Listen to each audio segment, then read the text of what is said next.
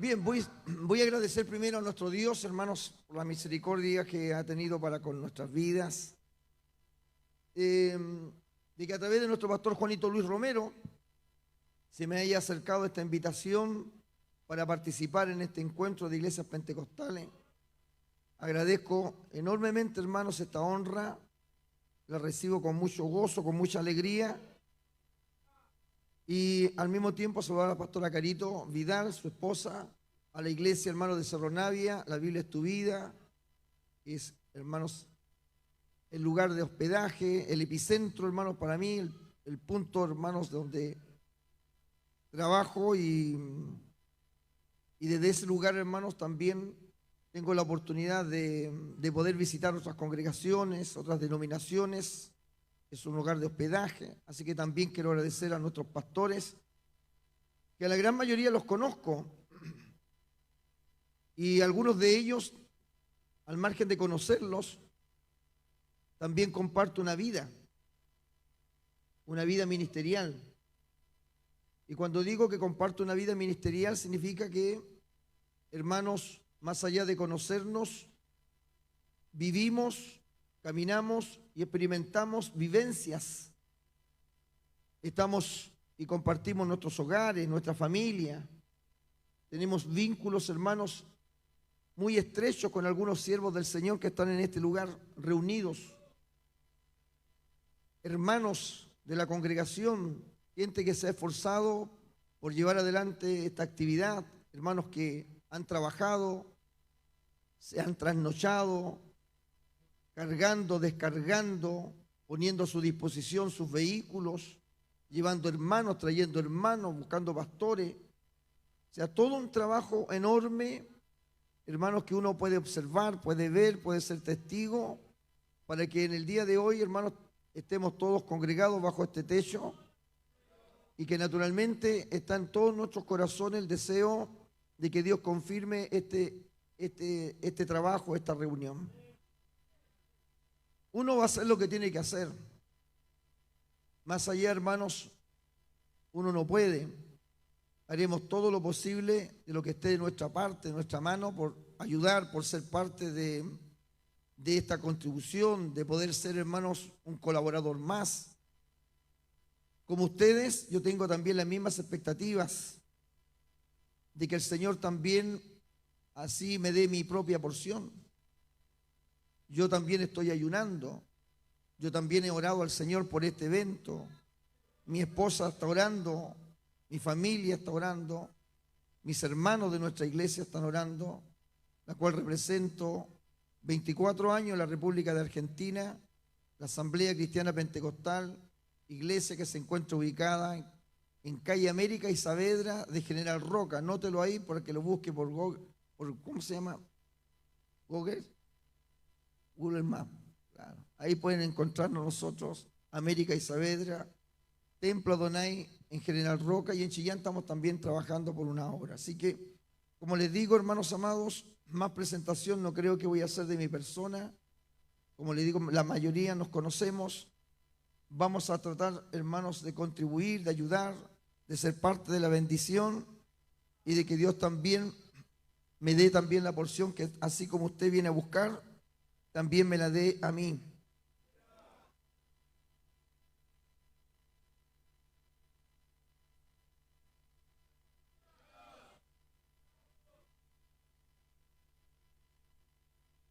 Mire, mi parte que me toca en este minuto no es tanto una predicación. El pastor Juan Luis Romero me invitó a dar este tema, que yo le he llamado de esta forma: el Pentecostés bíblico, la historia del avivamiento pentecostal en Chile, sus líderes y sus consecuencias. Por lo tanto, mi participación va a ser de exponer humildemente parte de nuestra historia. El movimiento pentecostal de esta época está viviendo, hermanos, un tiempo muy crítico. Si bien es cierto, hoy estamos reunidos cantando, saltando, alabando al Señor con gozo, con júbilo, pero en términos generales, el movimiento pentecostal en nuestro país está viviendo una situación crítica. Creo que la mayoría de mis consiervos pueden coincidir con esa observación. Naturalmente, hermanos, que es producto de varios elementos que han venido, hermanos, sistemáticamente, lentamente, pero progresivamente y en crecimiento, golpeando el espíritu del movimiento pentecostal. Doctrinas que en este tiempo, hermanos, se han hecho virales por las redes sociales de los movimientos reformados. Primero, no me sorprende porque los calvinistas están mucho antes que nosotros. Desde la época, hermanos, de la independencia con Bernardo O'Higgins, los calvinistas ya estaban colaborando con nuestro país.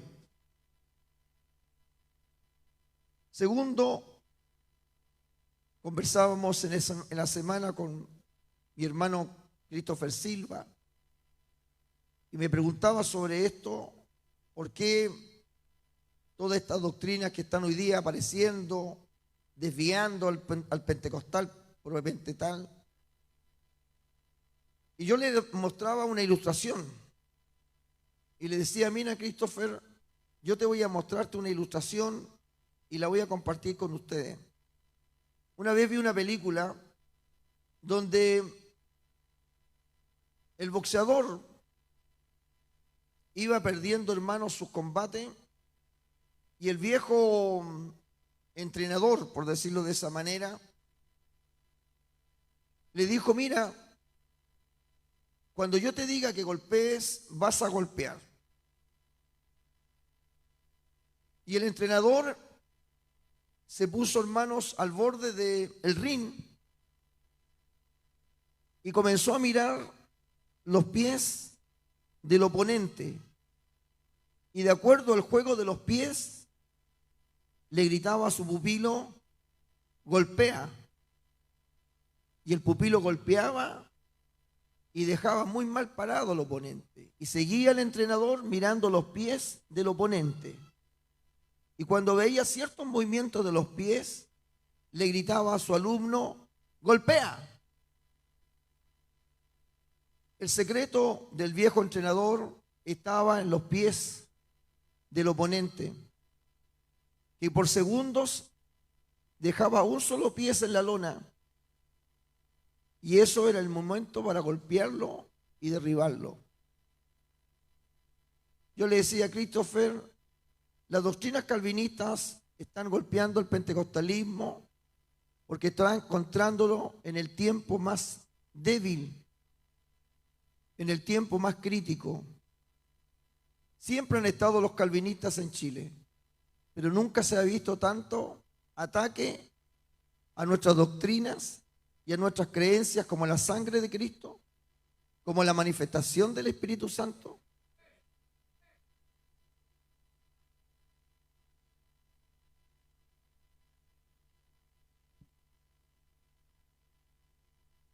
Porque como el boxeador, hermanos, el enemigo está viendo que a lo mejor nos estamos sosteniendo solamente en un solo pie por un segundo. Y es el momento del golpe. Que en esta mañana podamos salir con los dos pies bien puestos.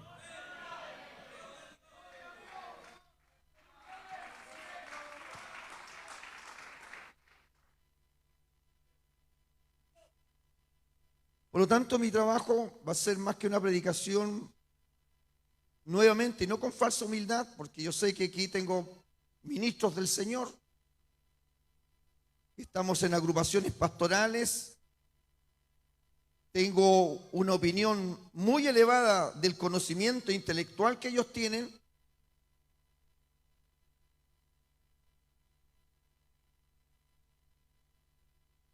Por lo tanto, sé que lo que voy a hablar, ellos lo van a chequear, lo van a cotejar con los conocimientos que ellos tienen.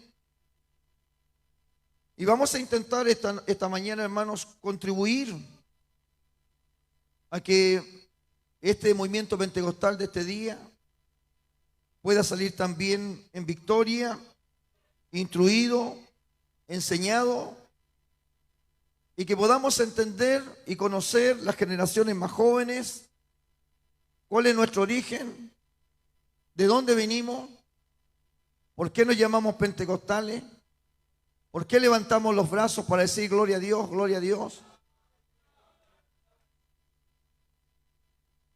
Vamos al Evangelio de Lucas. Quiero comenzar con un texto bíblico, capítulo 24.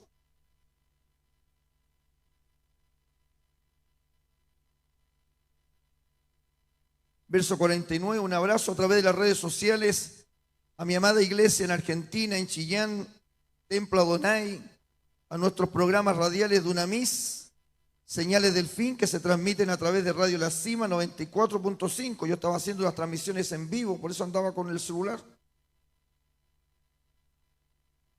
Lucas capítulo 24 y 49. Luego vamos a leer, hermanos, el texto también del libro de los Hechos, capítulo 2. ¿Ustedes me ven de allá?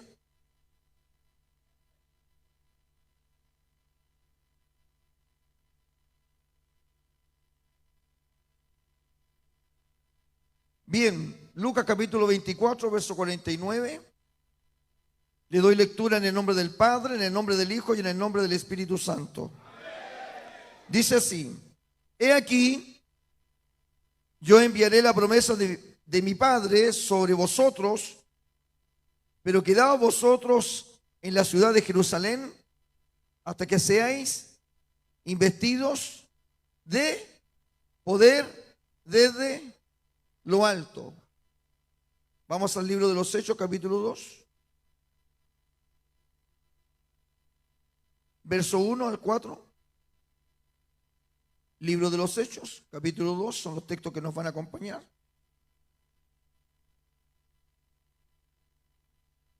Dice: cuando llegó el día de Pentecostés, estaban todos unánimes juntos. Y de repente vino del cielo un estruendo como de un viento recio que soplaba, el cual llenó toda la casa donde estaban sentados.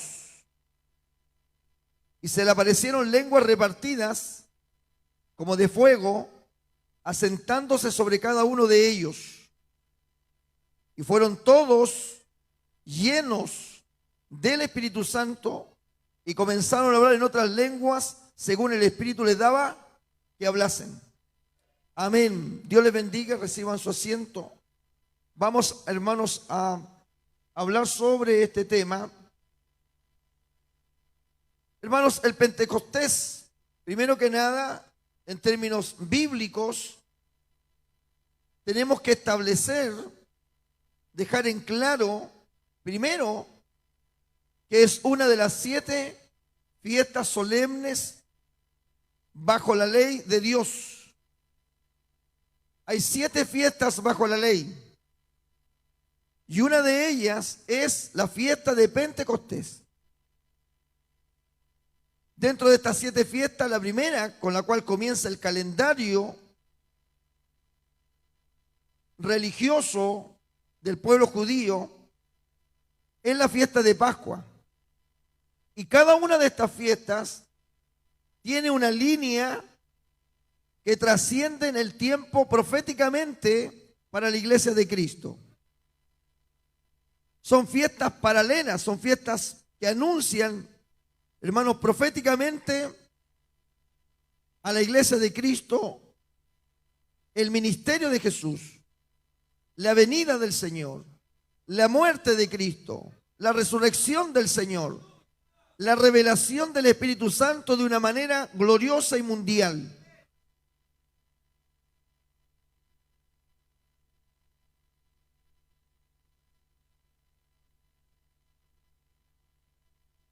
El arrebatamiento de la iglesia, la gran tribulación y el milenio.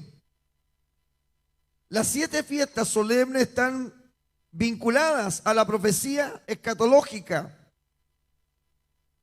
La Pascua tiene que ver con la muerte del Cordero. El pan sin levadura, hermanos, con el cuerpo santo del Señor sepultado. La fiesta de primicia tiene que ver con la resurrección del Señor. Y la cuarta fiesta, hermanos, es la fiesta de Pentecostés, que era la fiesta de la cosecha. Que desde la fiesta de la Pascua hasta la fiesta de Pentecostés eran 50 días. Por eso tiene el nombre de Pentecostés, que significa 50 días o 50 costales, como algunos también la traducen. Todas estas fiestas, hermanos, en la mayoría están relacionadas con la agricultura. Pentecostés es un tiempo de cosecha. Luego la fiesta de las trompetas, que tiene que ver con el arrebatamiento de la iglesia. La expiación, que tiene que ver con el tiempo de la gran tribulación. Y la fiesta de los tabernáculos con el milenio. Volvamos para atrás otro poquito. Quedémonos, hermanos, en la fiesta de Pentecostés. El Señor Jesucristo, cuando resucitó, 40 días se presentó, se manifestó, se reveló a sus discípulos y a quienes Él creyó necesario. 40 días estuvo el Señor entre ellos. El Cristo ahora resucitado, con las marcas de la cruz. A los 40 días el Señor fue levantado a los cielos. Y desde ese día transcurren 10 días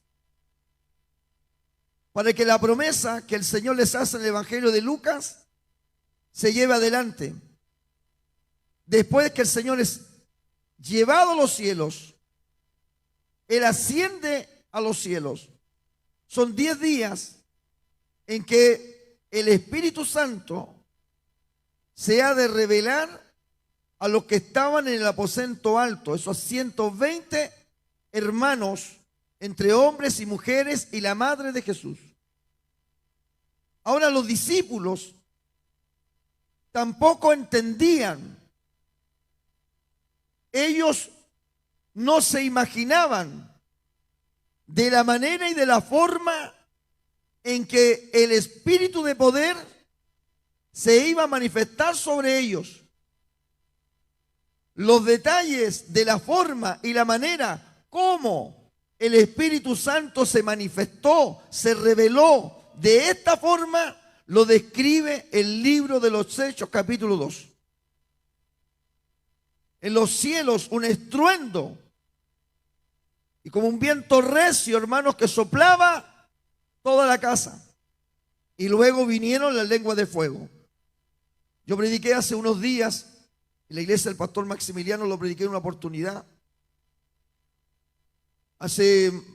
Me parece que fue el jueves, lo entregué, hermanos, en la iglesia de mi pastor Juan Luis Romero, y se llama el tema Cuando el viento de Dios sopla. Separa la paja del trigo, y después que el viento sopla, vienen las lenguas de fuego. Así que sople un poco de viento aquí, para que luego vengan las lenguas de fuego. Cuando el viento de Dios sopla, trae santidad, aparta el mal.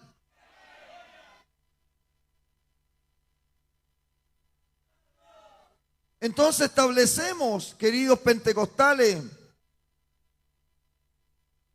que en términos estrictamente bíblicos, el Pentecostés es una fiesta solemne bajo la ley de Dios para el pueblo de Israel. Ahora, el asunto está, ¿por qué nos critican? Y dicen, ¿y por qué ustedes se llaman pentecostales? Porque la iglesia nunca se llamó pentecostal. Tuvo otros nombres. La respuesta es, hermano, es muy sencilla.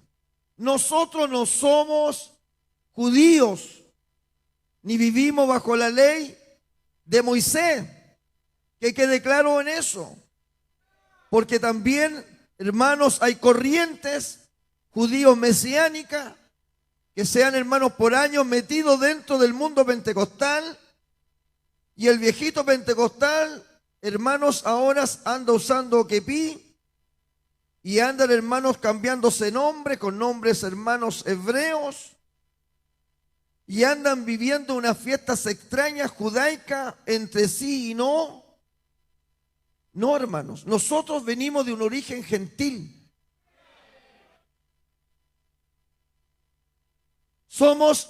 No somos gentiles, somos de origen gentil.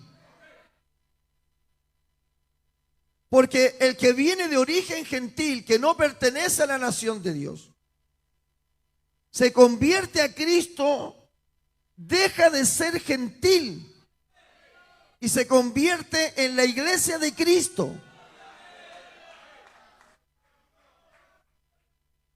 Somos de origen gentil. Y Pablo, hermanos, aclara en sus puntos que existe el pueblo de Israel, están los gentiles y la iglesia de Cristo. Los que eran gentiles practicaban brujería, hechicería, idolatría, inmoralidad. Pero cuando se abandona ese origen gentil, de modo que el que está en Cristo, nueva criatura es. Las cosas viejas pasaron, y aquí son todas hechas nuevas. Nace la iglesia de Cristo.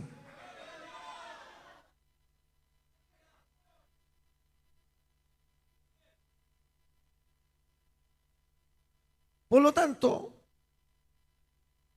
cuando nosotros nos denominamos pentecostales, primero, hermanos, enfocamos a Hechos capítulo 2, en que la respuesta es, nos llamamos pentecostales no porque guardamos la fiesta judaica, sino porque nosotros nos sentimos interpretados por la manifestación del poder del Espíritu Santo de Dios. Eso es la respuesta. ¿Por qué se llama pentecostal usted si no es judío? Y porque nos sentimos identificados con el mover, con la manifestación del poder del Espíritu Santo de Dios.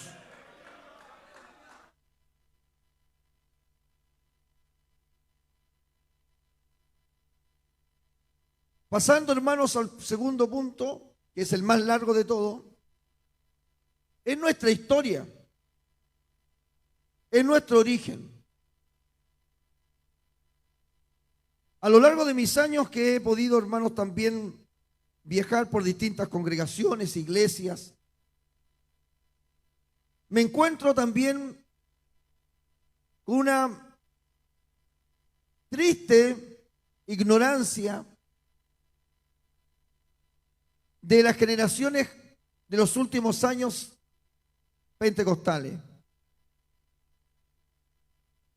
Admito que hay siervos del Señor que se dan el trabajo de investigar. Hay ministros de Dios que se dan el trabajo, hermanos, de averiguar, de conocer, de leer sobre nuestros orígenes pentecostales chilenos. ¿Cómo viene esto? ¿De dónde viene esto? ¿Cuál es el origen de la danza, de hablar en lengua, de gritar, de orar fuerte?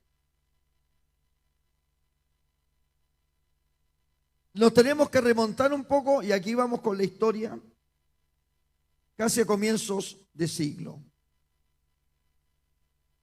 El avivamiento pentecostal chileno, de acuerdo, hermanos, a lo que uno investiga y lee, bueno, se sitúa por lo menos dentro de los años 1902 a 1909. Estamos hablando de un buen rato. A este país llamado Chile antes de todo esto, vinieron otros hombres trayendo la semilla del protestantismo a este país. Y eso yo quiero reconocerlo antes. Los que sembraron, los que trajeron, hermanos, las ideas de que solamente en Cristo había salvación, fueron gente, hermanos, que venían de instituciones religiosas procedentes de la Reforma del siglo XVI. Aquí llegaron hombres muy elocuentes, hombres muy capacitados, hombres muy intelectuales, hombres con tremenda formación teológica, académica, que participaron, hermanos, incluso con la política contingente. Por decirle a usted y mencionarle el caso de James Thompson, que venía representando la Sociedad Bíblica Británica, era un hombre escocés, se dice que también era bautista. Y James Thompson, hermanos, que se cambió de nombre, se puso Diego para estar más cerca de la gente, así dicen los historiadores.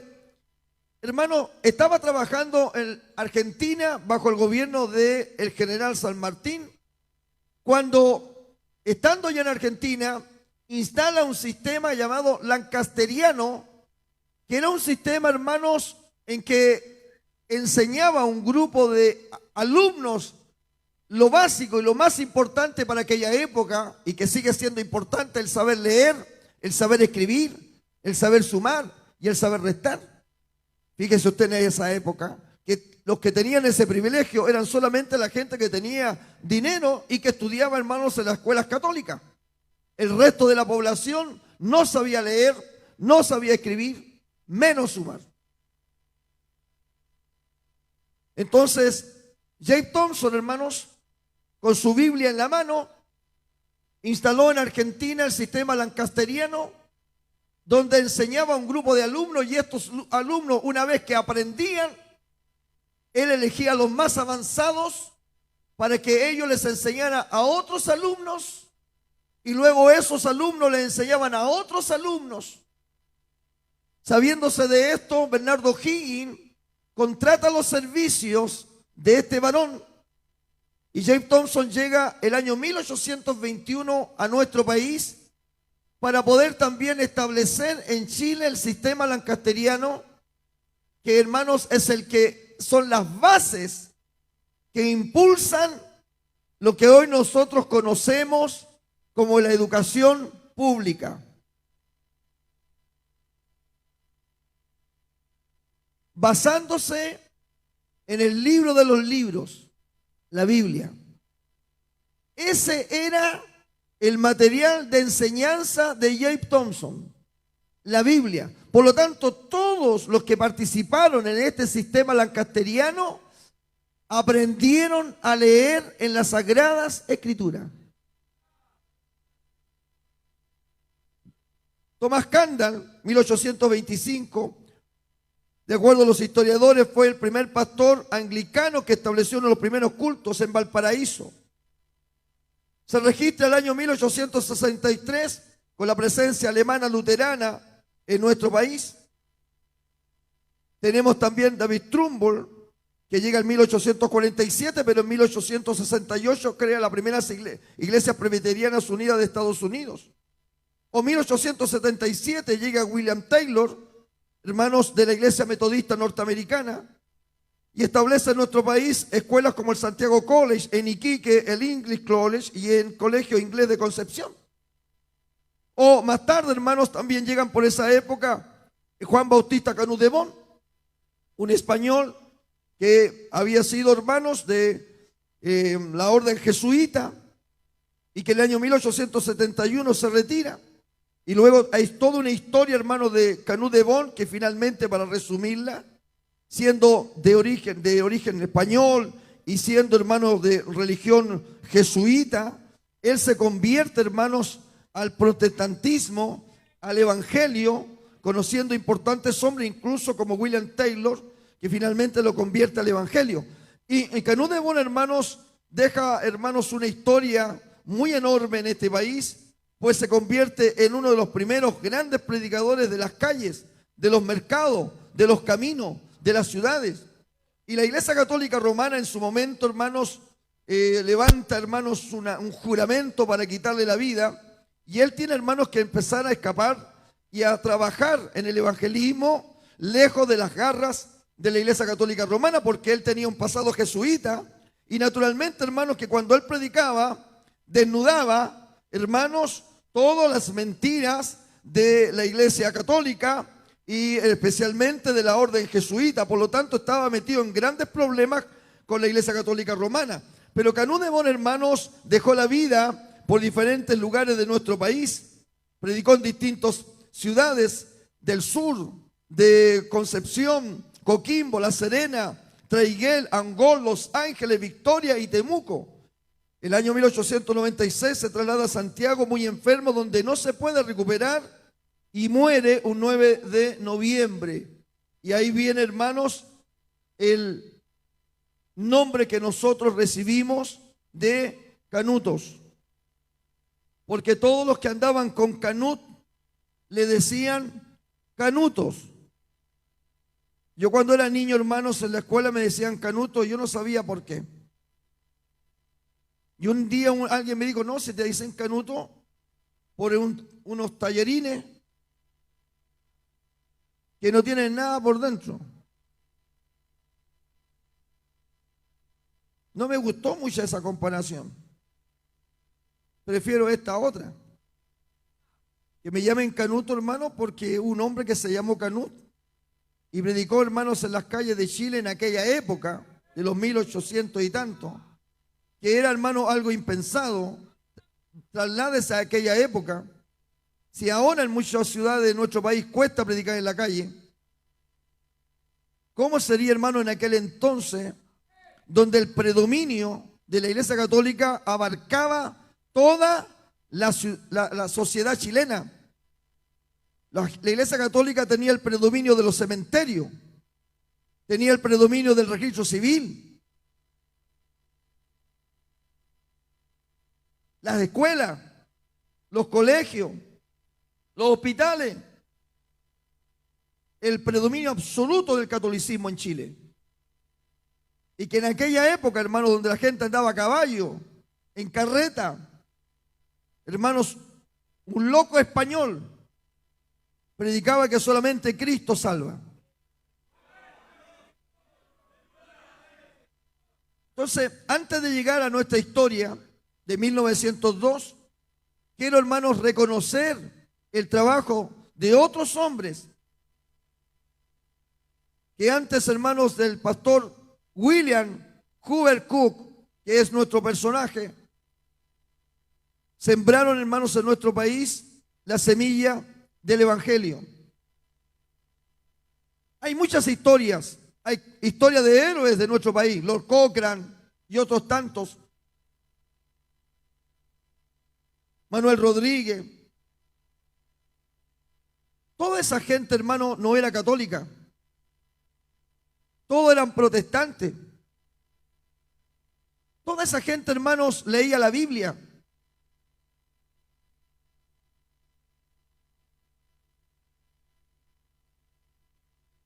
Por eso quiero, hermanos, ser claro en esto.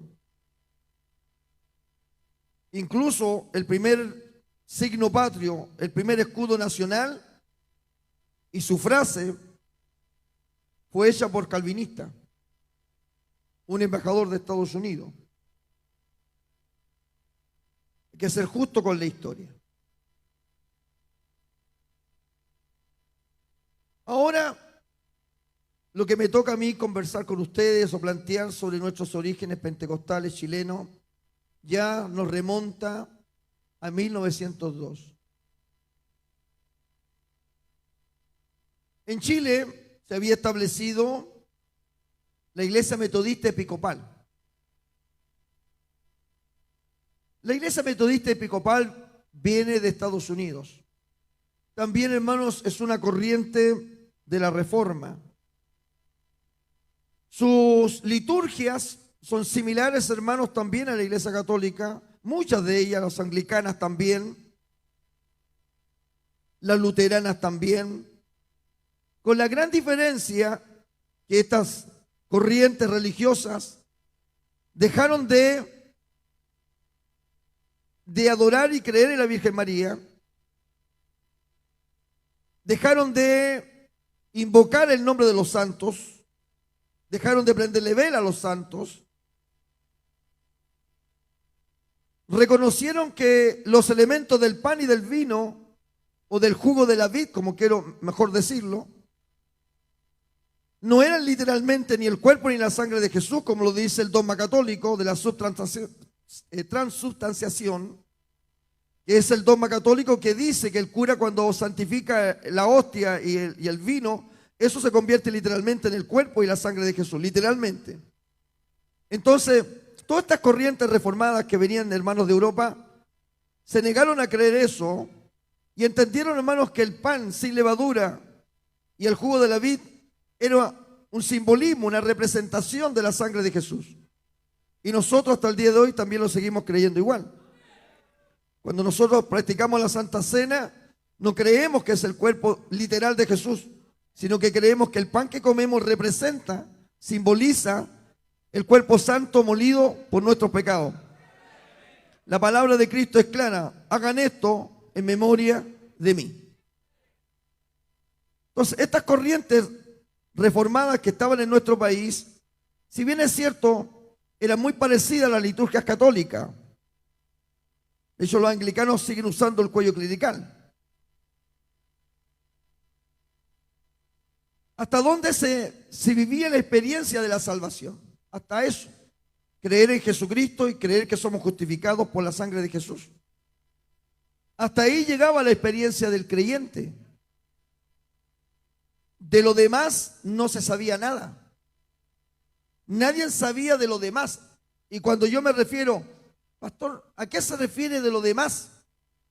A lo que nosotros hoy, entre comillas, comúnmente vivimos, que son las danzas, los gritos, los llantos. Hasta ese momento nadie sabía sobre eso. Nadie conocía esa experiencia. Nadie había, ni los pastores, ni los líderes, habían vivido una experiencia de estas características. El evangelio o el cristianismo de aquel entonces solamente se remitía a creer en Jesucristo y por los méritos del Salvador, el nuevo creyente tenía la fe de ser salvo. Y está bien, no está mal, es correcto y está bien. Pero lo demás, a lo que ya ustedes saben a qué me refiero, no se sabía, se ignoraba. Nadie había experimentado jamás lo que nosotros, por misericordia, cada culto que tenemos, lo vivimos.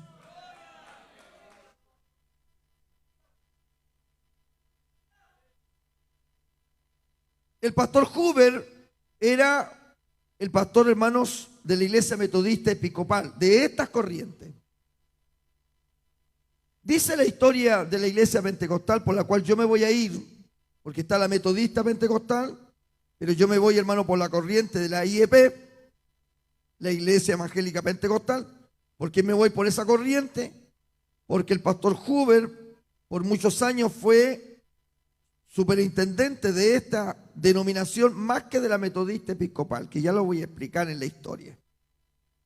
El asunto está, hermanos, que el pastor Huber llega a Valparaíso, del norte de Chile, para reemplazar a su colega, pastor también norteamericano, que está en Valparaíso y que se tiene que ir a Estados Unidos. Hay dos versiones: que el pastor de Valparaíso se vuelve a Estados Unidos por vacaciones y la otra que se vuelve a Estados Unidos por estar enfermo. Ahora, usted debe imaginar que, hermanos, que todos los viajes de aquella época eran por barcos. Ir a Estados Unidos no era irse, hermanos, ni en carreta, ni cosas, era por barcos. Los medios de transporte más modernos, más rápidos, que alcanzaban grandes distancias, eran, hermanos, por barco. Los puertos eran muy importantes, la gente navegaba. Las cartas eran por barco, las encomiendas eran por barco. Todos los movimientos internacionales, la mayoría eran por barcos. Entonces, cuando llega el pastor Huber a Valparaíso, él se hace cargo, hermanos, de la iglesia. Y aquí comienza la historia de el avivamiento pentecostal.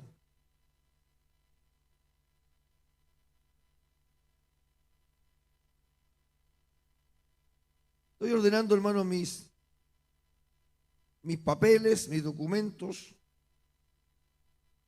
donde vamos a tratar sobre este tema, porque tengo otros antecedentes aquí sobre el pastor Huber, y ya vamos a ver algunos que participan en esta historia.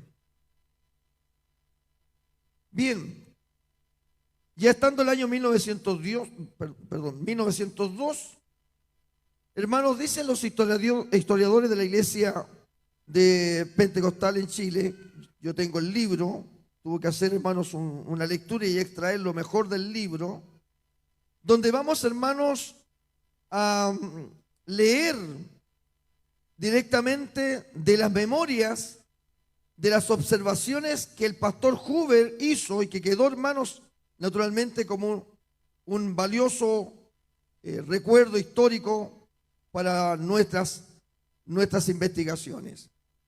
El pastor Huber estaba, dice la historia, haciendo la escuela dominical, cuando, estando estudiando el libro de los Hechos del capítulo 2, que nosotros acabamos de leer, nace la pregunta de uno de los hermanos y le dice: ¿qué impide que nosotros seamos una iglesia como esta iglesia primitiva?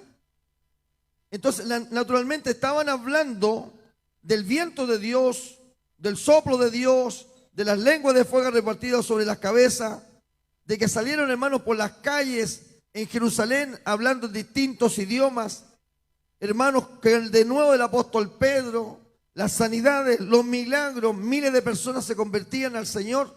Naturalmente, hermanos, que ante esa enseñanza y en una realidad tan distinta, en que jamás nadie había visto cosa semejante, nace la pregunta, hermanos, ¿qué impide que podamos ser como esa iglesia que estamos nosotros estudiando? Y el pastor Huber responde y les dice: hijo, no hay impedimento ninguno, sino el que esté en nosotros mismos. Y de ese momento, hermanos, la iglesia de Valparaíso, metodista episcopal, comienza, hermano, a buscar de esa manifestación que ellos estaban estudiando, comienzan a buscar de ese mover del Espíritu Santo que no sabían, que no conocían, que nunca habían vivido y que nadie en Chile había vivido,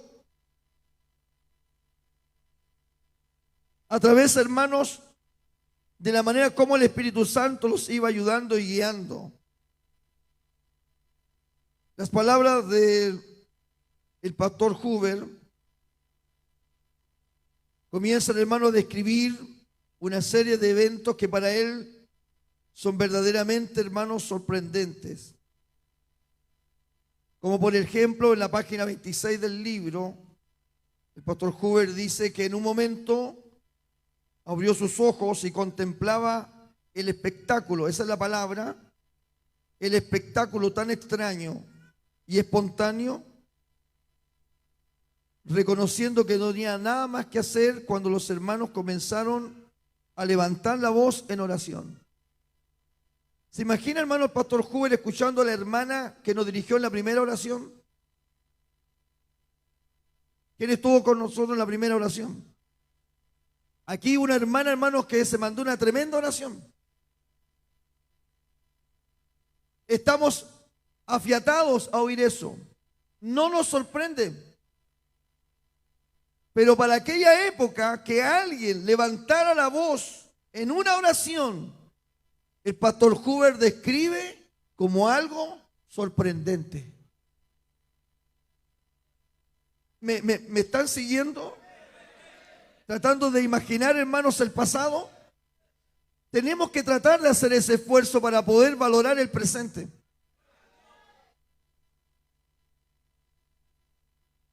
Porque, hermano, para el mundo pentecostal de hoy día, las oraciones lo voy a hablar de esta forma, en sentido figurado, por decirlo de esta manera. La verdad es que para mucha gente pentecostal, el orar fuerte el saltar o el danzar, esos son tan botados.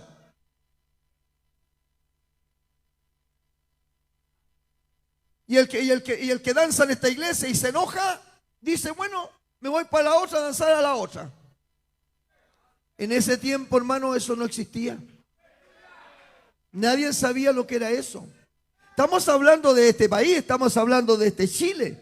Estamos hablando de un tiempo, hermano, que el país está completamente catolizado y en este país las grandes instituciones religiosas vienen de Estados Unidos, de Inglaterra y de Alemania, donde todas vienen de la Reforma y nada de esas iglesias que se instalaron mucho antes saben y han experimentado algo semejante a lo que el pastor Huber está viendo en sus comienzos, que una persona en oración levantó un poco la voz y para eso él fue algo espectacular.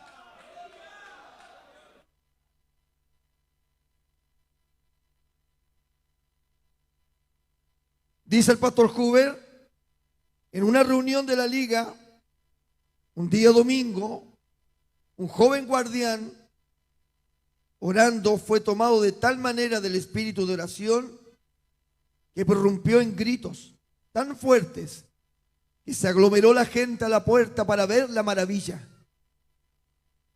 ¿Sabe? Yo siento una cuestión en mi corazón. ¿Cómo me gustaría poder tener ese corazón? Escucho a este varón, William Huber Cook, un hombre académico, un cirujano, un hombre educado en las mejores universidades de Estados Unidos, declarando, escribiendo, que un joven, hermanos, gritó de tal manera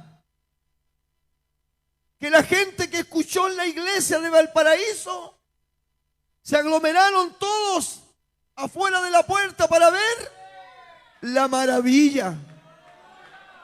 ¿Cómo me gustaría tener ese corazón?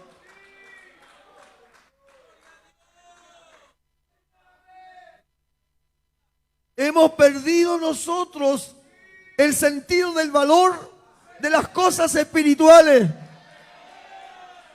Por eso vivimos como vivimos y por eso andamos como andamos y por eso nos pasa lo que nos pasa.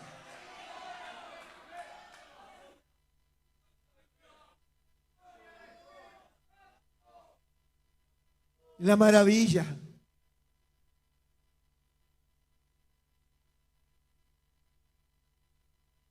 Y la gente se aglomeró a escuchar, a ver la maravilla. Un joven llorando, llorando fuerte. Todo sorprendido. Así la iglesia de Valparaíso comenzó su carrera en busca del libro de los Hechos del capítulo 2. Y esta historia es larga y está llena de muchos cototos. Nosotros a veces le pedimos al Señor si nos puede responder mañana mismo. Hermanos, fueron años. De 1902 a 1909, todos esos años, la iglesia de Valparaíso buscando la llanura del Espíritu Santo, en medio, hermanos, de viruela, que en 1905 mató a mucha gente en Valparaíso, una peste de viruela, y la iglesia seguía buscando. En 1906, un terremoto en un mes de agosto echó por tierra casi todo Valparaíso. Miles de muertos por un terremoto de grandes magnitudes. La iglesia quedó completamente destruida.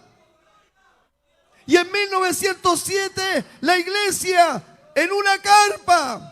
Pasaron todo un año soportando los calores y los fríos, sin dejar de buscar el libro del capítulo 2 del libro de los Hechos. Ellos estaban en busca de esa iglesia que el libro de los Hechos relataba.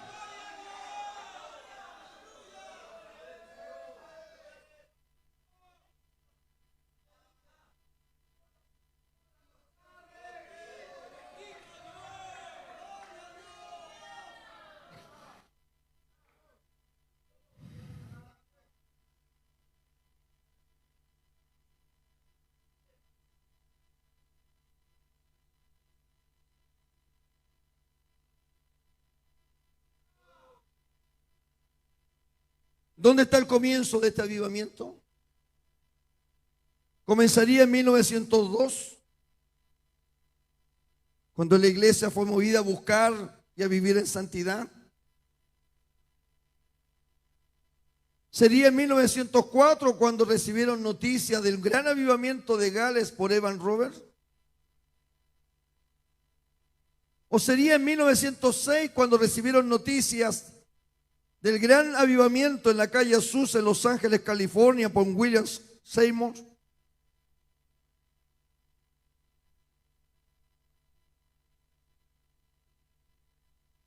O en 1907 cuando llegan cartas a la esposa del pastor Hoover de la misionera norteamericana Minnie Abrams, contando de que en un sector de la India, en unos asilos llamados asilos de las niñas viudas, se estaba viendo, hermanos, un mover espiritual nunca antes visto en esas regiones de la India, llevada adelante, hermanos, por Pandita Ramabai, una mujer que había, hermanos, vivido en Inglaterra y bajo una familia, hermanos, en ese lugar comenzó a buscar el Espíritu Santo y fue llena del poder de Dios, y siendo bautizada, hermanos, Pandita Ramabai, ella viaja a su país, a la India, establece unos asilos para niñas viudas y comienza, hermanos, a desarrollar un trabajo misionero donde va también junto con ellas buscando el Espíritu Santo y la llanura del poder de Dios.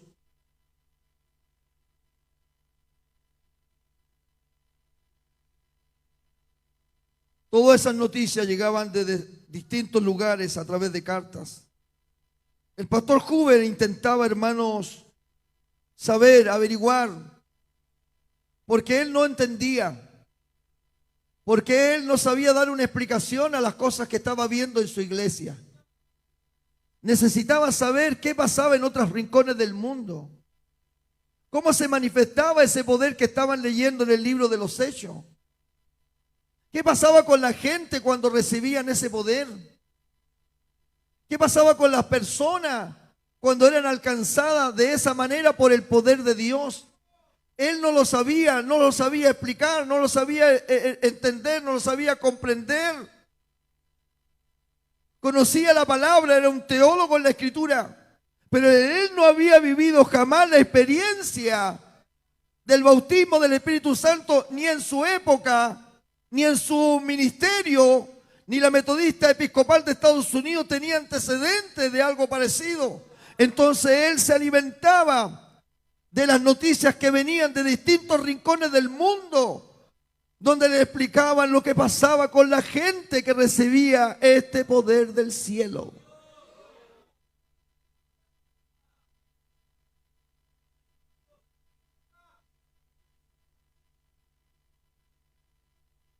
Alentado por las noticias de distintos lugares que publicaban el derramamiento del Espíritu Santo y fuego, llegaron también cartas apostólicas que le daban luz ante lo que se estaba experimentando en Valparaíso. Cartas del reverendo Tomás Bailey de Caracas, Venezuela. Le estaba hablando de un mover tremendo en ciertas regiones de Venezuela, en Caracas. Llegaron cartas al pastor Hoover del reverendo T.B. Barrat de Noruega, que estaba contando que algo tremendamente, hermanos, estaba ocurriendo con la gente en la iglesia ahí en Noruega. Cartas del reverendo Max Wood Morehat de la India, que le escribía al pastor Hoover los detalles de cómo estaban viviendo la experiencia de recibir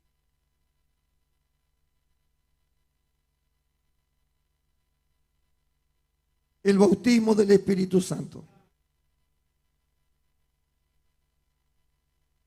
Pasaron todos estos años, de 1902 a 1909.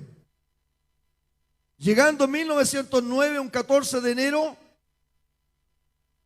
se cuenta la historia de la Iglesia Evangélica Pentecostal en el libro, que un hermano que trabajaba de sereno, durmiendo de día, es despertado por el Señor mismo y le dice: despiértate, quiero hablarte. Y el hermano le dijo: bueno, Señor. Y él me dijo: anda donde tu pastor, Pastor Huber, y dile que llame a algunos hermanos más espirituales y que oren todos los días. Estamos hablando de 1909. Todo lo que han vivido, todo lo que han pasado, todo lo que han sufrido. Y diles: voy a bautizarlos con lenguas de fuego. El día 15 de enero de 1909, el pastor Huber llama a algunos hermanos para que comiencen de acuerdo como el Señor le había mostrado o hablado a este hermano. Y he llamado a Carlos Gómez, yerno del pastor Huber. Es llamado el hermano Guillermo Castillo, ayudante del pastor Huber.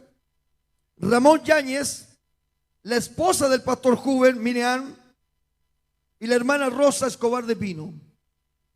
Estos fueron los hermanos que en 1909 fueron apartados a orar de una manera intensa, porque después de tantos años, de 1902, que comenzó con una pregunta y que pasaron, hermanos, en términos bien chilenos, las penas del tacho, con enfermedades y terremotos, como yo le menciono. Hermano, estaba llegando 1909 y el Señor les estaba dando ahora un aviso y le estaba revelando que pronto los iba a bautizar con esas lenguas de fuego que ellos durante todos esos años habían esperado, de acuerdo como habían estudiado del capítulo 2 del libro de los Hechos. Aquí hay un comentario de una tercera persona que deja este testimonio, que estando en un servicio de la iglesia en Valparaíso, relata que el pastor Huber en un momento estaba cantando un himno en voz baja. Cuando escuchó al pastor Huber la voz de él, que comenzó a quebrarse y ya no podía cantar, sino que rompió en llanto, acompañado por una santa risa que era incontenible. Voy a explicar. Hay risa y risa. Estos cabezones de estos apóstoles norteamericanos que han, hermanos, ridiculizado tantas cosas del Señor, y un día van a pagar por todo eso. Hermano, la unción de la risa, una risa demoníaca, la de Cash Luna y de tantos otros, una risa endemoniada, una risa histérica. Pero la risa que da el Espíritu Santo es distinta. Porque es una risa, hermanos, que aflora en el alma del que recibe, hermano, al contemplar, hermano, la inmensidad del poder de Dios.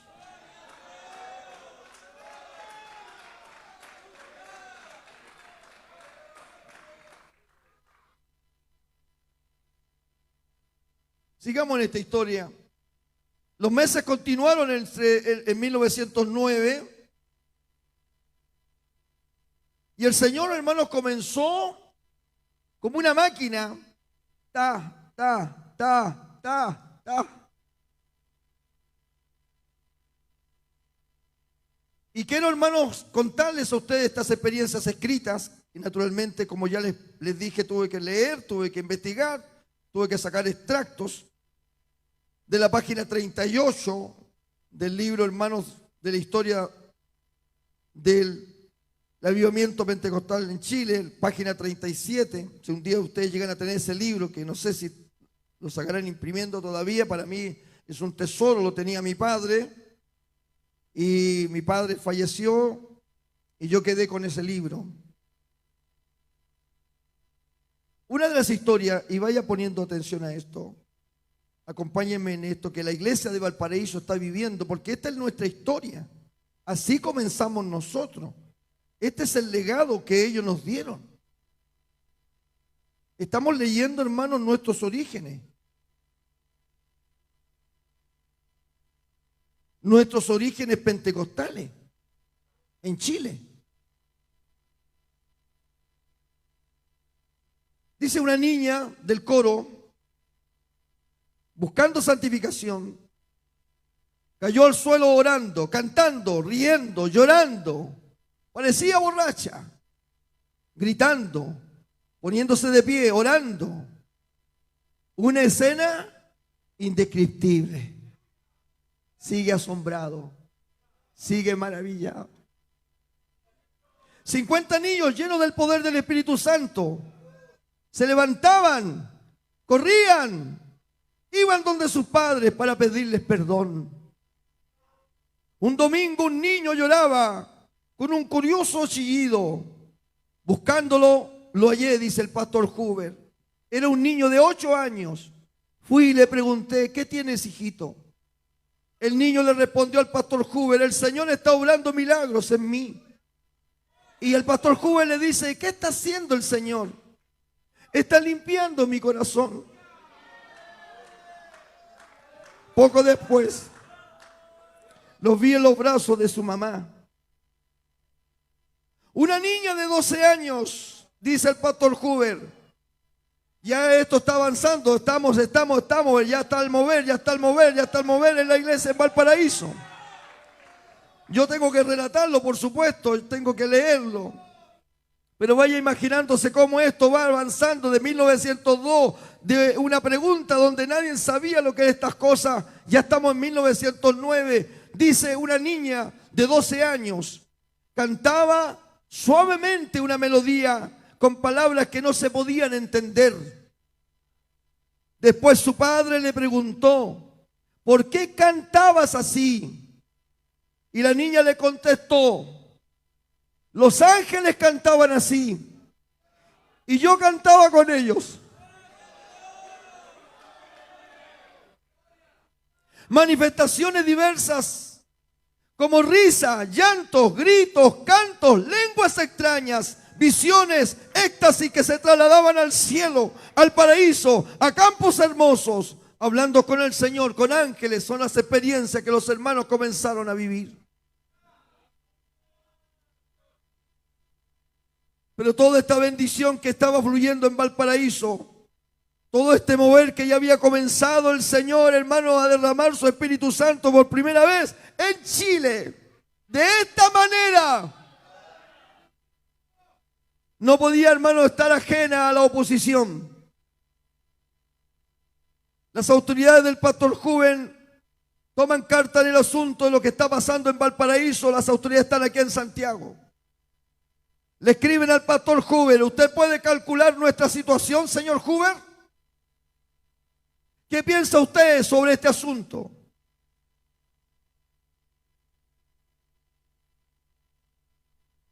Las autoridades de la Iglesia Metodista Episcopal se levantaron en contra de lo que estaba sucediendo en Valparaíso. El pastor Huber, al ver, hermanos, cómo sus autoridades iban en contra de él y de la iglesia de Valparaíso, hace una reflexión y escribe, ¿qué es su consejo para estos pobres peregrinos? No tenemos más amigos que Dios. En septiembre del año 1909, hermanos de Santiago de la Iglesia Metodista Episcopal reciben a una hermana llamada Elena. Tiene un apellido re difícil, Laidlau, no sé cuántos. Pero esta hermana Elena, que es de Valparaíso, viene acá a Santiago a ver una familia. Y, hermano, pide permiso para estar presente en los cultos de la Iglesia Metodista Episcopal. Y los hermanos, sabiendo lo que estaba pasando en Valparaíso, le piden a la hermana Elena que cuente la experiencia de lo que se está viviendo, porque nadie sabe aquí en Santiago ni entiende lo que está pasando en Valparaíso. La hermana pide permiso al pastor y el pastor le niega la posibilidad de que dé testimonio de lo que está sucediendo, entonces la hermana tiene que salir fuera de la iglesia y la gente de la iglesia, hermanos, deja la iglesia vacía y salen todos afuera porque quieren saber qué está sucediendo en Valparaíso. Ante eso, hermanos, las autoridades de la Metodista Episcopal llaman a la policía de aquel entonces y hay un testimonio sobre eso. Otra vez dice el testimonio, se entabló la lucha y la Elena prefirió entregarse voluntariamente para evitar el escándalo. La policía vació la iglesia. Casi toda la iglesia quedó desligada de los pastores. El pastor Huber fue llevado ante los tribunales de justicia. Estando en los tribunales de justicia, les dice: estas son mis credenciales dadas por mis autoridades de mi iglesia. Y levanta su Biblia y dice: pero he aquí, estas son mis credenciales dadas por mi Señor y Salvador.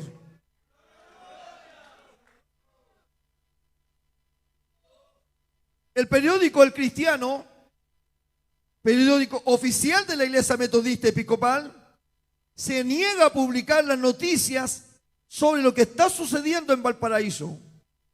El 4 de octubre del año 1909, el superintendente del distrito de Santiago viaja a Valparaíso en compañía del pastor director de la segunda Iglesia Metodista Episcopal y representante del diario El Cristiano.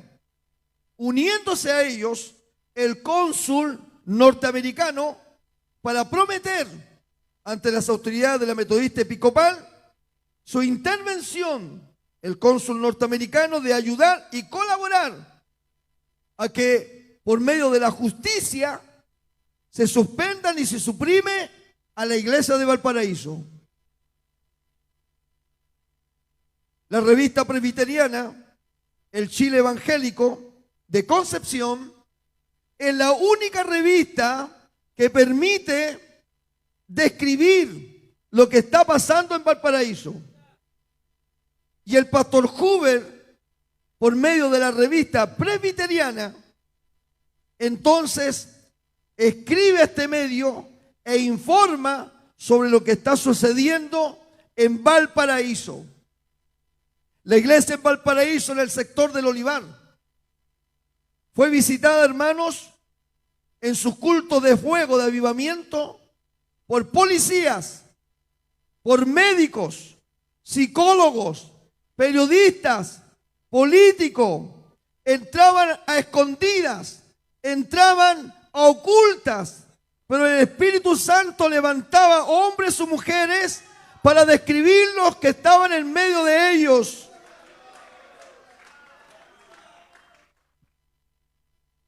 Las historias de la iglesia evangélica o del mover pentecostal dicen incluso que fue tan poderoso lo que pasó en Valparaíso que los hermanos salían de las iglesias llenas del poder de Dios, bautizados en fuego, y se metían a las tabernas. Entraban a las tabernas y en medio de las tabernas gritaban: solo Cristo salva. Dicen los historiadores que los hermanos que eran bautizados en lenguas de fuego trabajaban construyendo los edificios de la gobernación de Valparaíso y en los andamios danzaban.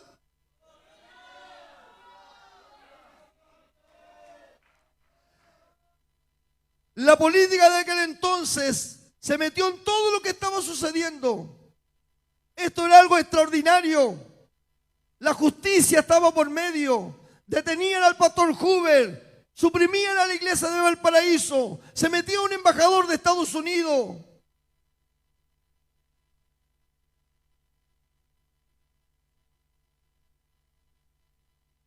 Pero nada ni nadie ya podía detener lo que el Espíritu Santo había comenzado a hacer.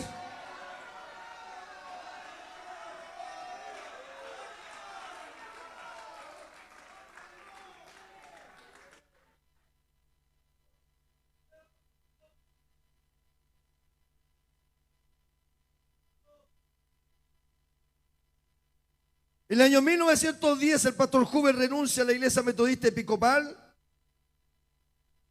donde naturalmente, hermanos, el sistema de ellos para sustentar a los misioneros, a los pastores, a con sueldo que venían de Estados Unidos, y él renuncia, hermanos, a todo y comienza, hermanos, a vivir la vida a través de las ofrendas y de los diezmos que la iglesia le podía sostener a él ante la renuncia de la metodista episcopal de Estados Unidos.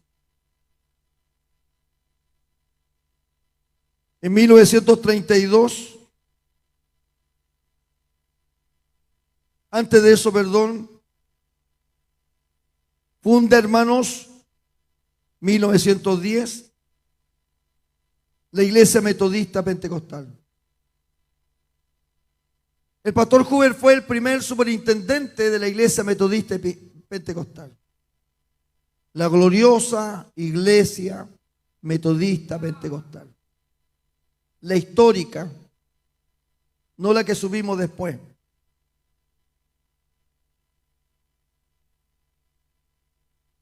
Pero al poco andar, hermanos, el pastor Huber tuvo un desencuentro con uno de los mayores líderes de la iglesia, que es el pastor Manuel Umaña. Y yo me voy a remitir a la historia. De acuerdo a algunos historiadores, hermanos, todo surgió porque el pastor Manuel Umaña permitió la entrada de una guitarra a la iglesia.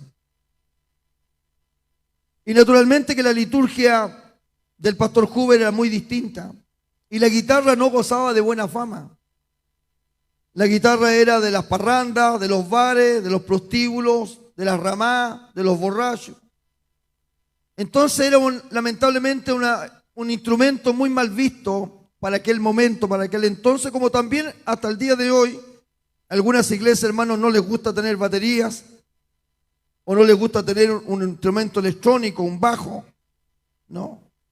Entonces, en aquel momento la guitarra, hermanos, fue para el pastor Huber algo muy chocante, que iba en contra, hermanos, de sus pensamientos, de su formación. Y bueno, de acuerdo a lo que dice la historia, eso fue lo que hizo que se separara el pastor Huber Cook y quedara el pastor Umaña frente a la metodista pentecostal de Chile.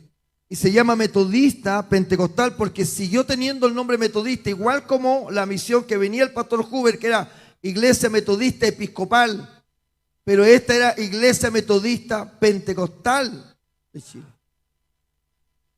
Y el pastor Huber, hermanos, sigue con sus colaboradores, con quienes estuvieron siempre con él, y forma, hermanos, la iglesia evangélica pentecostal, la que todos nosotros decimos, la que no toca instrumento. De hecho, toca por ahí un teclado, un piano, un violín. Pero para el pentecostal, de la iglesia evangélica pentecostal, para los más tradicionales, para los más ortodoxos, tener, hermanos, batería, tener trompetas, es, hermano, una blasfemia. Eso es para los más ortodoxos. Y lo sé perfectamente bien, esa es mi iglesia cuna. No me quiero apartar del tema, pero viví una experiencia cuando mi padre se cambió y nos fuimos a meter a una vitacura. Yo por primera vez en mi vida había entrado a una iglesia que no era la mía, la evangélica pentecostal. Y cuando vi, hermano, a unas personas con unos bombos, un acordeón y unas castañuelas en una iglesia de Chillán, yo, hermano, me rasgaba vestidura, me hinqué y le pedí perdón al Espíritu Santo del Señor durante un año entero. Hasta que el Señor me hizo entender algunas cosas. Yo hoy, hermano, ando preocupado de comprar instrumentos en la iglesia.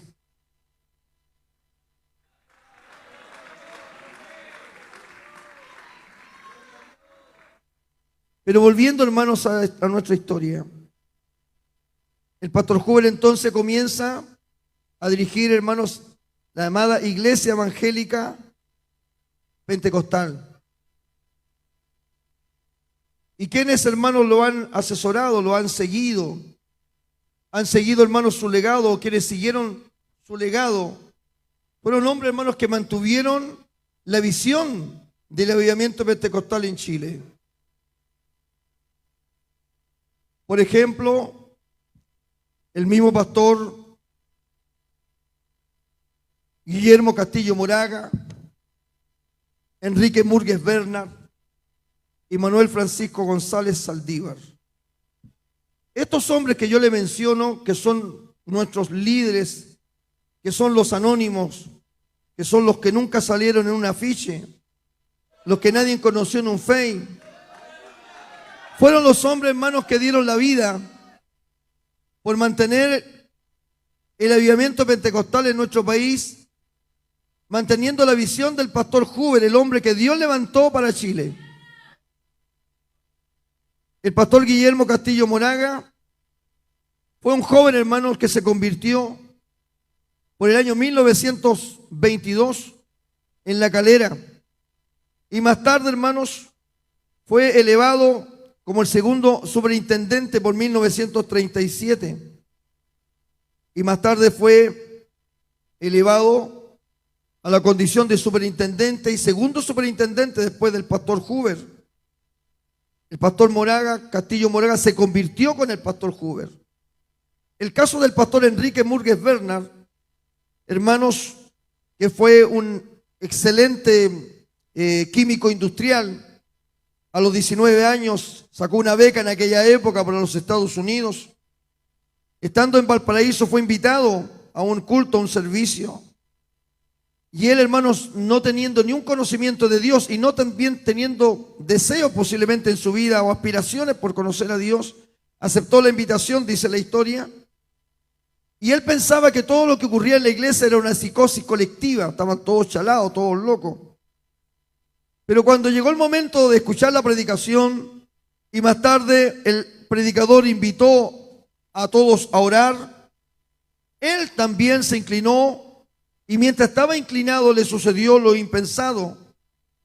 Comenzó a vivir una experiencia sobrenatural con el Espíritu Santo y luego, hermanos, comenzó a los gritos a decir: si hay Dios en este mundo, ese Dios está aquí. En 1930 se constituye como el primer misionero pentecostal para la Argentina. Sale de Valparaíso con otros hermanos y después de 19 años de duro trabajo en Córdoba, fue llamado de regreso a Chile para asumir la responsabilidad de dirigir la gran obra de la Iglesia Evangélica Pentecostal y continuar con el legado del pastor reverendo William Huber Cook. Bajo la dirección del pastor Murgues, se enviaron por primera vez misioneros pentecostales a otros países y a otros lugares. Chile siempre estaba acostumbrado a recibir del extranjero. Pero el avivamiento pentecostal de Chile fue de tal poder, de tal magnitud, que hermanos comenzaron a ser enviados misioneros. Por el año 1950 a Córdoba se mandó a Osvaldo Castillo a Cipolletti y San Juan. 1951 se mandaron misioneros a Mendoza. 1952 se mandaron misioneros, hermanos queridos, a Quilmes, Mendoza. En 1954 se mandaron misioneros a Bariloche, Comodoro Rivadavia. Pedro Zúñiga fue enviado a San Juan. En 1957 Raúl Molina de la Iglesia Pentecostal Chilena fue enviado a Villa Blanca. En 1958 del Mover Pentecostal fue enviado, hermanos, por primera vez un misionero pentecostal a Cochabamba, Bolivia, el pastor misionero Manuel Francisco González. En 1938, en 1959 Félix Aguirre fue mandado a la República del Perú, José Velázquez Aro a la República del Uruguay y otros tantos misioneros a Arica, Cancún, la isla de Chiloé, Punta Arenas, de Mala Cordillera. ¿Qué decimos con esto? Que cuando hay un mover de estas proporciones como una bomba atómica, hermanos, el poder de Dios golpeó tan fuerte Valparaíso. El avivamiento pentecostal de Chile, hermanos, trajo tantos beneficios, como tantas pruebas, como tantas dificultades.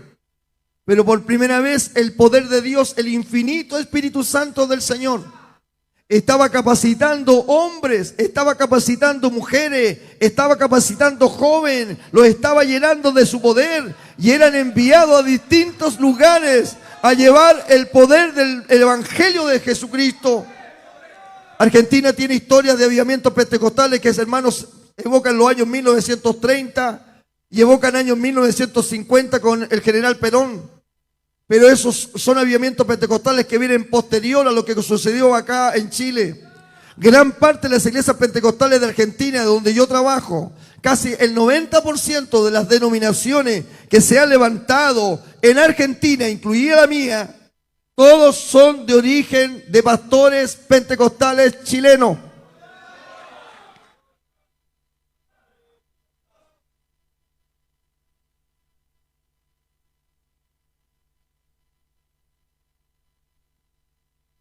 Reflexiones para nosotros. ¿Por qué se ha ido desfigurando nuestro pentecostalismo?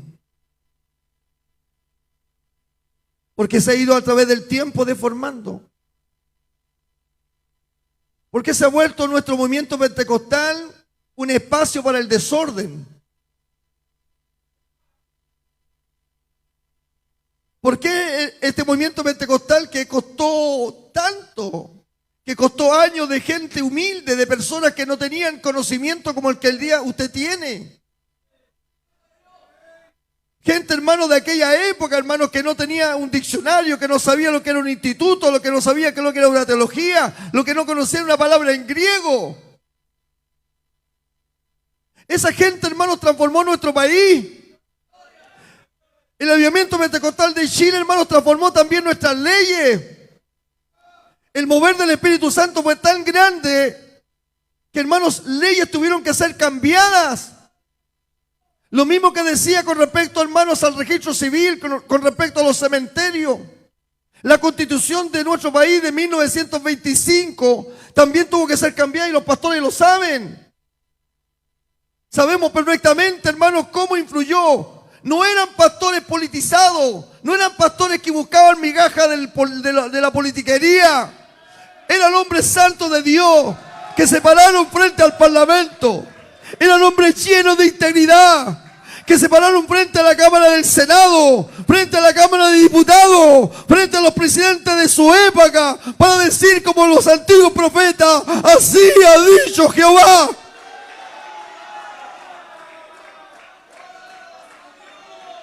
Y las leyes tuvieron que ser cambiadas. La constitución tuvo que ser cambiada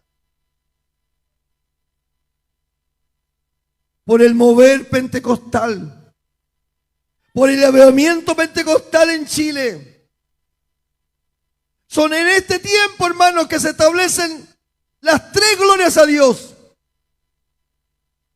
Hoy día yo, hermano, no doy tres glorias a Dios, es verdad. Yo doy 4 o 5. Pero no lo digamos, hermano, de forma despectiva. No nos refiramos a que a los que dicen tres glorias a Dios son menos que yo. Porque los tres glorias a Dios nacen en el avivamiento pentecostal chileno. ¡Gloria a Dios! ¡Gloria a Dios! ¡Gloria a Dios!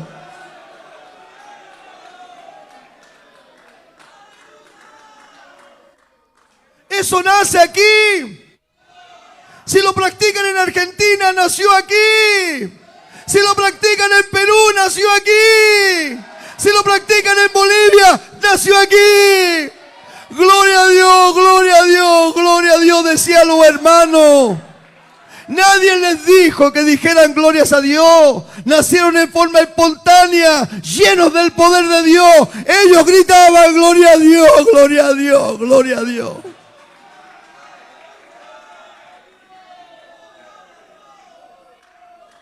Fueron estos hombres los que establecieron por primera vez el departamento de Dorca.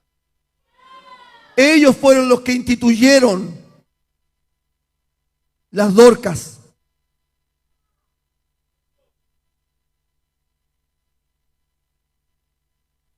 El misionero que fue a Bolivia, su historia, hermanos, comienza llegando a Cochabamba.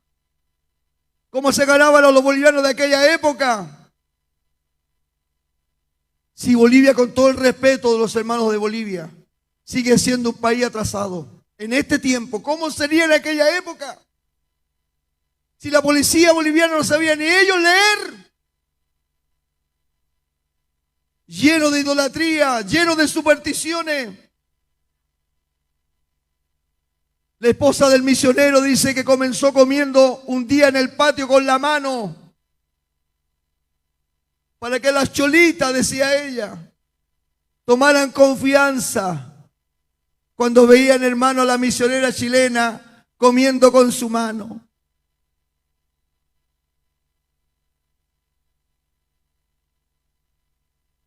Estaban predicando en Bolivia y el primer boliviano que se convirtió fue un boliviano que venía persiguiendo a su mujer para matarla con un hacha.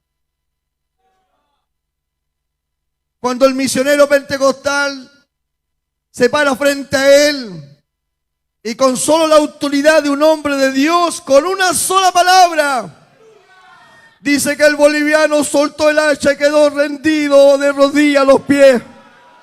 Fue el primer hermano convertido en Bolivia, que más tarde fue el primer pastor boliviano de la Iglesia Evangélica Pentecostal. Eso es lo que ocurre cuando hay un verdadero avivamiento pentecostal. Hay cambio, hay consecuencias benignas. El cielo cambia, los días cambian, tu historia cambia, mi historia cambia, nuestra vida cambia. Dios todo lo cambia, Dios todo lo mueve. Cuando hay un verdadero poder de Dios.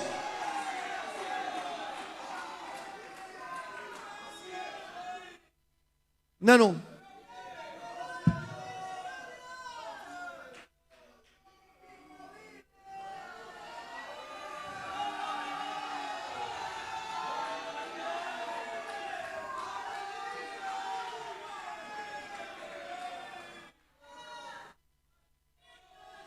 Le debemos a estas iglesias, a la histórica metodista pentecostal de Chile, y le debemos a la iglesia evangélica pentecostal, los hombres que nos regalaron, los hombres que nos dieron para nuestro bien, para que estas generaciones de este tiempo pisoteen al Señor, pisoteen la sangre de Jesús. Vivamos como mundanos, vivamos como carnales, cambiando la doctrina, apostatando de la fe, ungiéndonos solo como pastores, dividiendo las iglesias, sacando hermanos las congregaciones. Para eso fue todo el esfuerzo de ellos, para vivir así.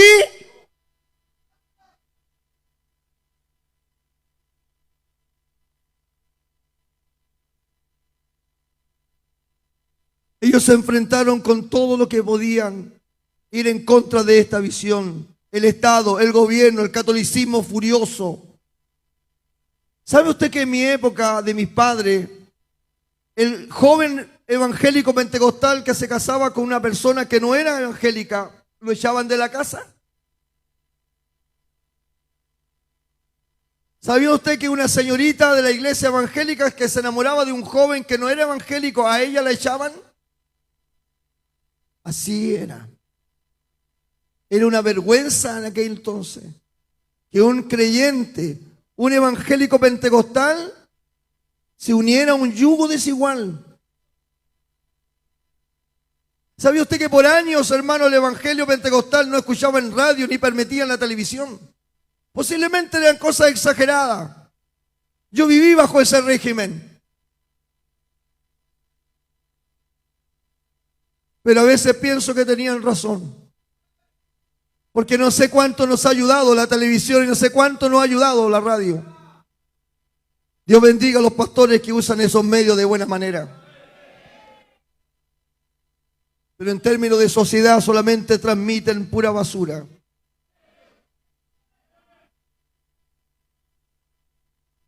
¿Se escucha, nanito?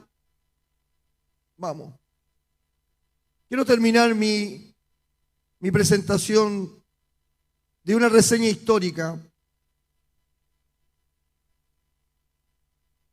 con este hermoso himno de la Iglesia Evangélica Pentecostal.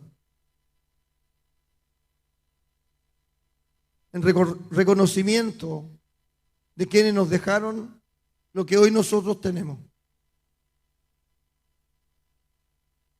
En reconocimiento de lo que nosotros hoy día vivimos. La danza.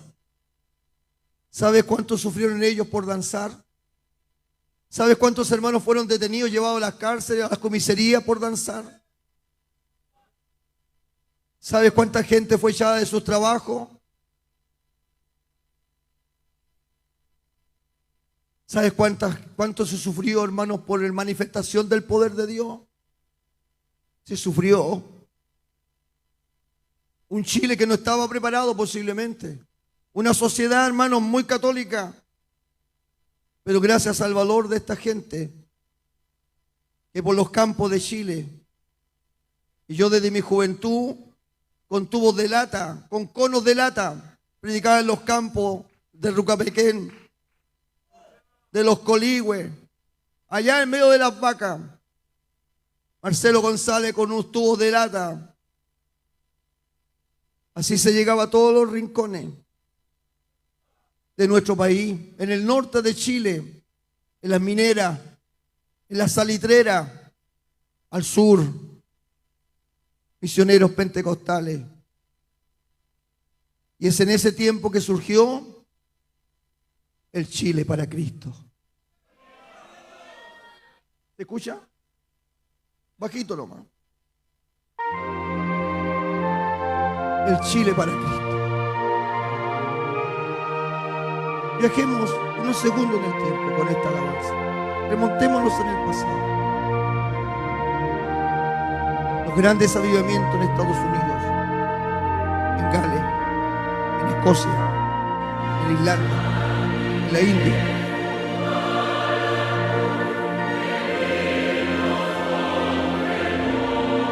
Un día Dios miró Chile y dijo: así como estoy derramando mi espíritu en Noruega, en la India, en Estados Unidos, voy a derramar mi Espíritu Santo en Chile. Chile para Cristo.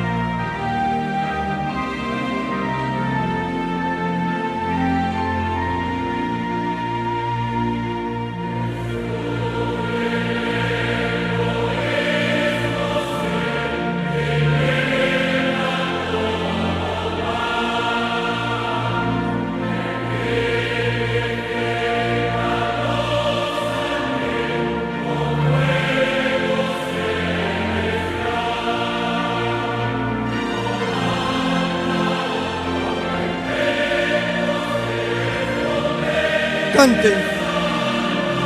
Canta, iglesia, esta mañana.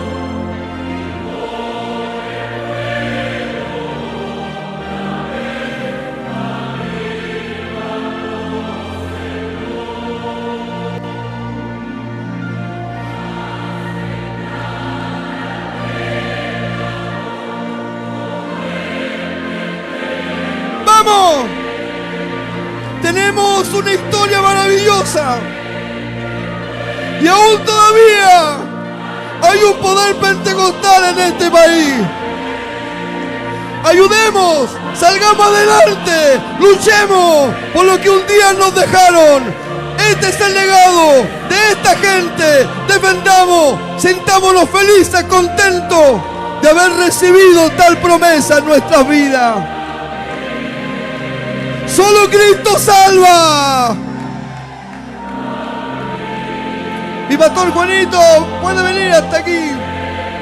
Mi tiempo ha concluido.